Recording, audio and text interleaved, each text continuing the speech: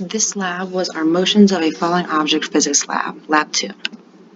So for this lab, we were observing the motion of an object that is dropped down straight from rest, and in this case, I chose my object to be a crumpled up paper ball. We were analyzing the position versus time of our object with Tracker and with our written code that we wrote. We wanted to apply the effects of gravity as well as the gravity and drag force using our code to compare both these trials to our actual observed data. We were doing all this to see how the inclusion of different forces changes the data that we implanted in Newton's second law. My results said that the data that included both forces that I had found was the one that was most accurate towards my observation. This is my original Tracker data. I had dropped my paper ball from rest, and the mass of my paper ball was 0.0045 kilograms. The initial position and velocity are stated below, and I found both of those from the equations on the right. And in the upper right corner is my graph of my position versus time data that I had calculated from Tracker. And now this is the first set of data that I implemented into my GlowScript code. This data is only represented by the weight force on the paper ball. So I calculated my weight force in the small middle box on the screen.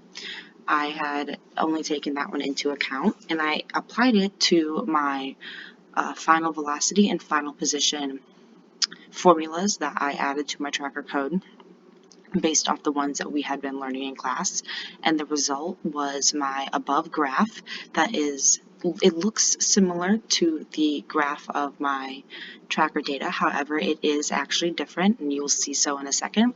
This is inaccurate, I had learned, because while we are representing the gravity on this ball and the weight force on this ball, we are not taking into account all the forces. Therefore, it does not look similar to the one that we had taken from the observed time. Now this one is my total force represented by both the weight force and the drag force, which was much more accurate compared to the previous.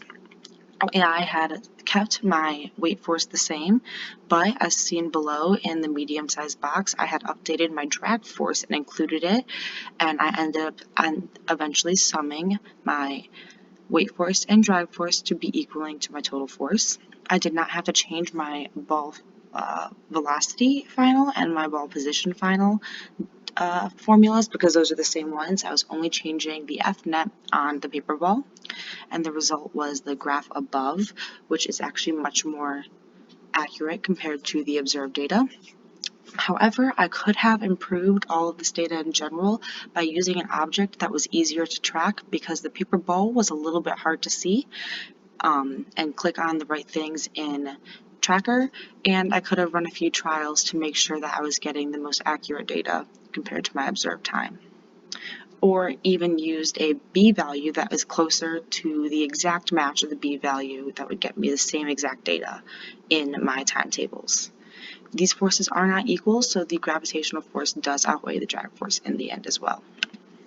Now this is all three data points compared to each other. The blue is the Tracker observed time, red is the GlowScript with only weight force, and yellow is the GlowScript code with weight force and drag force. Obviously, as you can see, the yellow one that includes all the forces is much more similar to the observed ones.